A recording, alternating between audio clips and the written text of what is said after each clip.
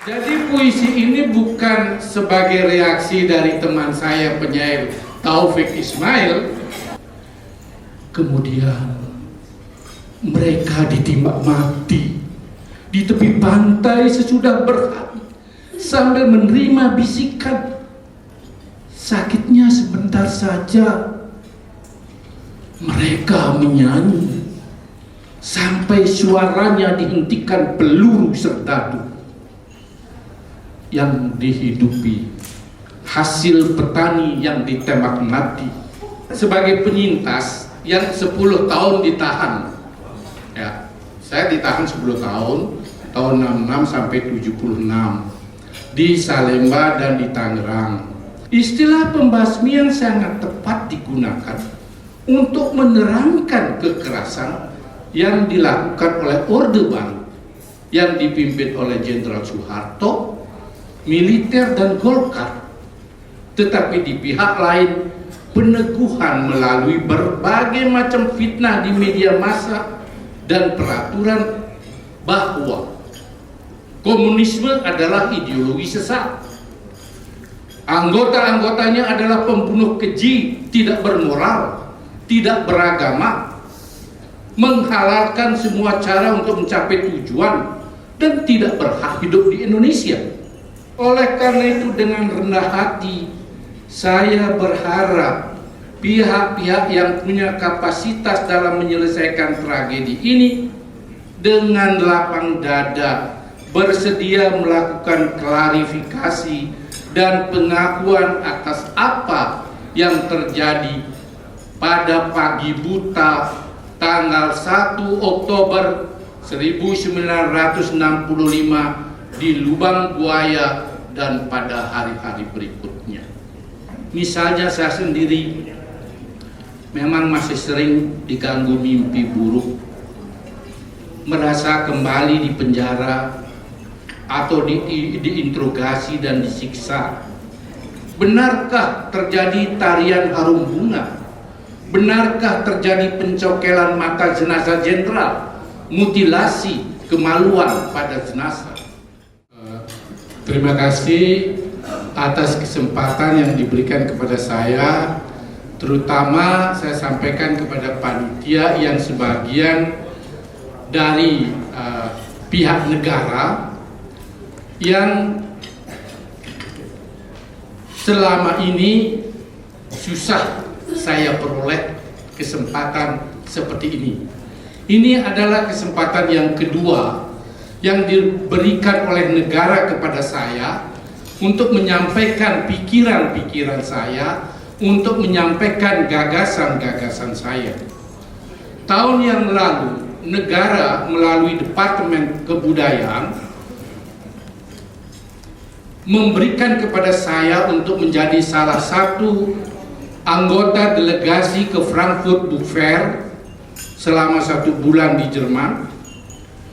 Dan yang sangat menyenangkan, dari pihak Komite Nasional memberikan tema yang harus saya bicarakan di depan podium Frankfurt Book Fair dengan judul 1965 Refuse to Forget. Artinya, tema itu saya harus membicarakan bahwa peristiwa tragedi 65 tidak boleh dilupakan. Dan juga sebagai seorang penyintas dalam tragedi 1965. Sebagai seorang penyair, rasanya nggak afdol kalau saya tidak membacakan puisi saya. Jadi puisi ini bukan sebagai reaksi dari teman saya penyair Taufik Ismail, tapi ini saya sudah kirimkan ke panitia Jumat yang lalu. Jadi tidak ada korelasinya dengan Taufik.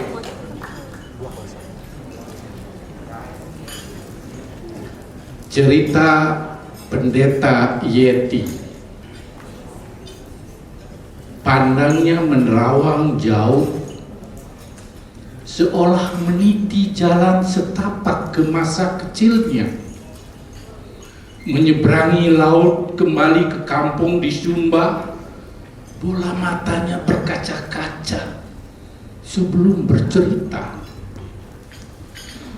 Saya mengintip suatu pagi dingin, penjara yang melantunkan lagu gereja menyambut kematian dengan damai, penyerahan diri kepada penebus dosa. Yeti terdiam kembali, seolah mencari halaman masa lampau yang belum usang, tetapi direkat oleh kegamangan dan kekhawatiran. Seorang pendeta memimpin mereka menyanyi. Para tahanan, 17 orang sudah siap dibawa pergi ke pantai. Pendeta Yeti terdiam kembali, sepi yang ngeri. Kemudian mereka ditimbak mati di tepi pantai sesudah berhari, sambil menerima bisikan. Sakitnya sebentar saja. Mereka menyanyi sampai suaranya dihentikan peluru serdadu yang dihidupi hasil petani yang ditembak mati, sampai ke ujung-ujung tanah air darah mengalir ditimbun lumpur banjir. Sekian.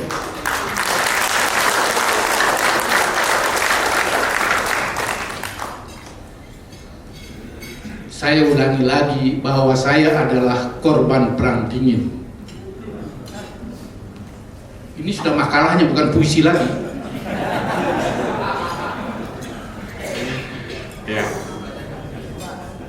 Dan sebagai penyintas yang 10 tahun ditahan, ya, saya ditahan 10 tahun, tahun 66 sampai 76 di Salemba dan di Tangerang, tetapi tetap sebagai penyair. Walaupun saya ET, tahu kan ET? Ya, saya bicara di sini atas nama diri saya sendiri.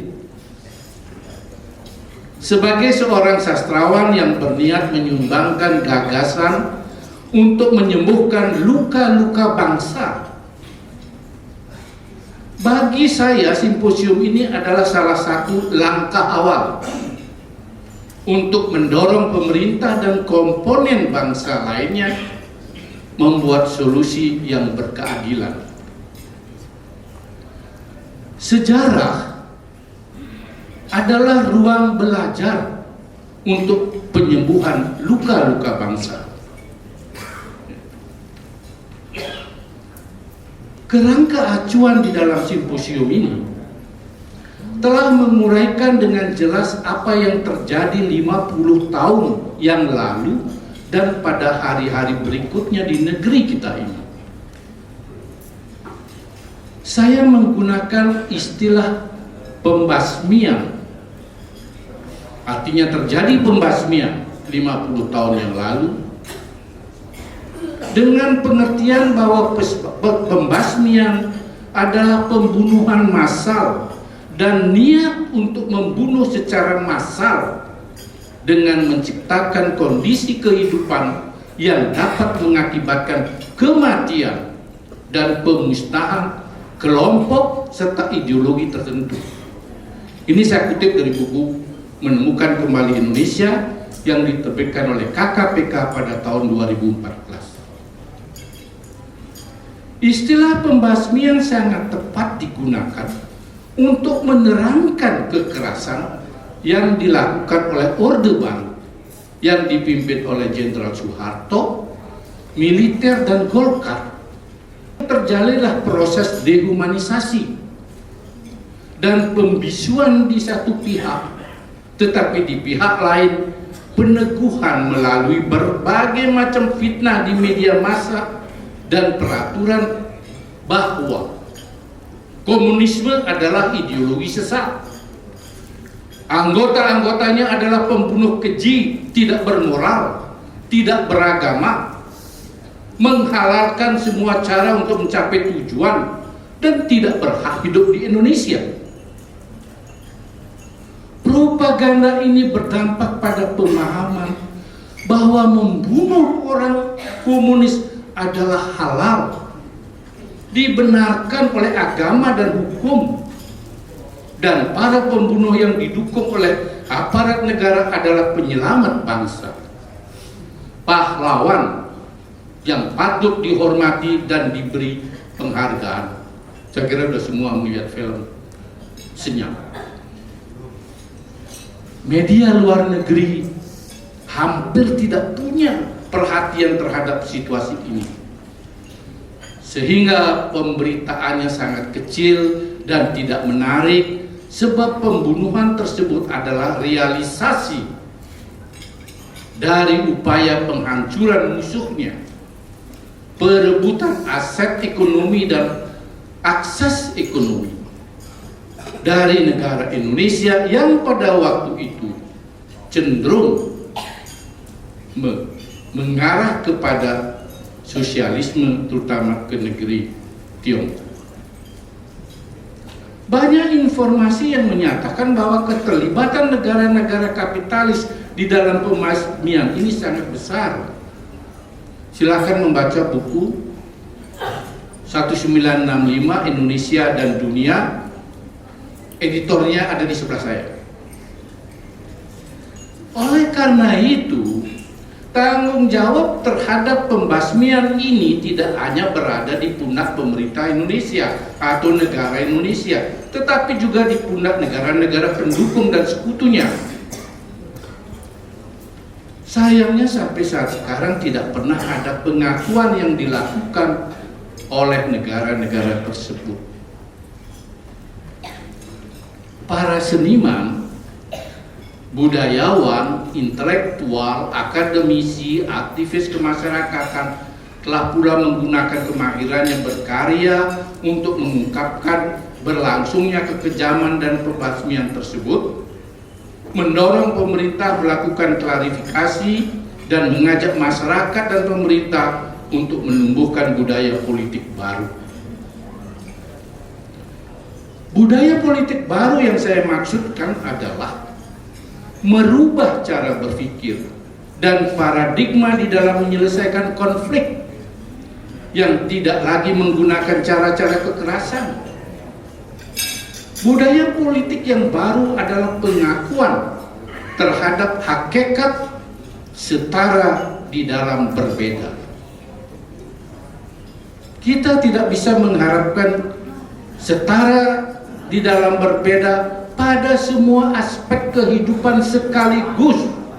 Ini membutuhkan proses sehingga setara di dalam berbeda akan terjadi pada segmental tertentu yang harus didorong terus untuk berkembang sehingga menjadi suasana baru di dalam berbangsa Indonesia.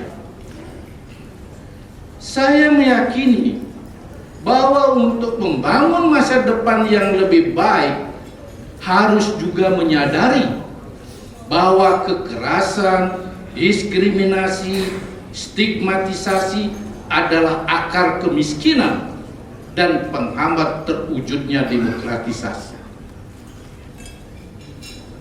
Sejarah seharusnya disusun tidak hanya demi kepentingan kekuasaan, tetapi juga merangkum tutur dari pihak-pihak yang dikuasai. Sejarah hendaklah dijadikan ruang pembelajaran untuk menyembuhkan luka-luka bangsa. Bangsa ini telah kehilangan satu generasi intelektual, baik yang dibunuh maupun yang dihilangkan hak-hak sipilnya di dalam negeri maupun yang terhalang pulang sampai sekarang tinggal di luar negeri. Bahkan generasi kedua pun telah tidak mampu keluar dari masa kelam ini. Oleh karena itu, dengan rendah hati saya berharap pihak-pihak yang punya kapasitas dalam menyelesaikan tragedi ini dengan lapang dada bersedia melakukan klarifikasi dan pengakuan atas apa yang terjadi pada pagi buta tanggal 1 Oktober 1965 di Lubang Buaya dan pada hari-hari berikutnya. Dewan Pers, di sini ada tokohnya, diharapkan melakukan refleksi terhadap pemberitaan-pemberitaan di masa lalu yang menimbulkan kemarahan seluruh anak negeri, tanpa melakukan pengakuan atas apa yang sudah terjadi dan dilakukannya tindakan-tindakan legal formal, akan sulit mencegah terjadinya pengulangan kekerasan dan pembasmian di masa depan. Masalah ini bukanlah masalah orang per orang, individu, tetapi masalah bangsa yang terdiri dari pemerintah, negara, aspek-aspek kemasyarakatan lainnya. Walaupun secara perseorangan, misalnya, saya malu sebenarnya menceritakan ini. Misalnya saya sendiri memang masih sering diganggu mimpi buruk, merasa kembali di penjara atau diinterogasi dan disiksa, sehingga ketika mendadak saya terbangun, telapak tangan dan kaki saya berkeringat, debar jantung saya kencang, nafas menjadi sesak dan sangat emosional. Jiwa saya menjadi rapuh, saya sakit. Kasihan istri saya yang selalu merasakan dampak emosi saya yang sangat sensitif. Saya telah menjadi pesakitan masa lalu yang belum berkesudahan.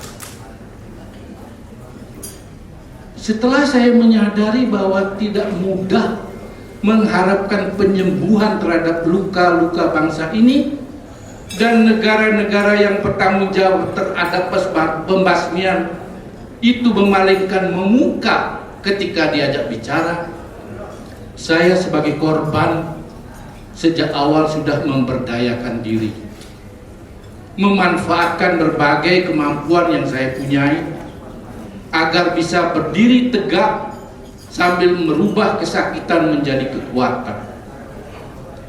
Saya membaur dengan berbagai kelompok termarginalkan di Indonesia maupun di luar negeri, berusaha bersama menyalakan obor di dalam kegelapan, membangun aktivisme menuju perubahan. Kesakitan masa lalu adalah tulang punggung saya di dalam berdiri dan terus melangkah. Saya membuat beberapa dokumentasi film, cerita, buku dalam rangka mengajak para korban untuk berani bicara, berani menyampaikan idenya, berani menyampaikan masa lalunya, sekaligus harapan-harapannya untuk bangsa ini. Lalu apa yang saya mau usulkan melalui simposium ini? Izinkanlah saya melalui pertemuan ini menyampaikan usulan agar pemerintah bersama komponen bangsa lainnya membuat rancangan dan melaksanakannya upaya penyembuhan tragedi kemanusiaan ini. Upaya-upaya tersebut tentu akan dilaksanakan bertahap, selangkah demi selangkah, yaitu: 1. Melakukan klarifikasi terhadap apa yang sebenarnya terjadi pada pagi buta 1 Oktober 1965 di Lubang Buaya.